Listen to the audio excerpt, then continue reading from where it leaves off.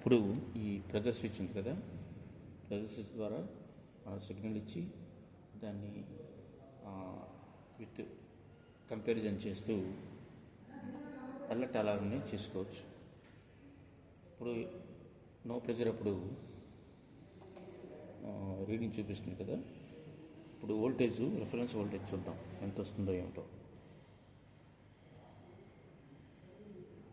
ఎంత వస్తుంది? 2.72 వస్తుంది, అంతే కదా.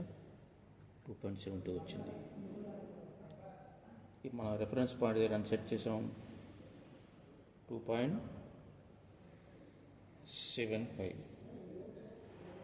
దాన్ని క్రాస్ చేసిందనుకో ప్రెజర్ వచ్చేటప్పుడు, అప్పుడు ఆటోమేటిక్గా రిలే ఆఫ్ అవుతుంది, అలారం సెట్టింగ్కి పనిచేస్తుంది.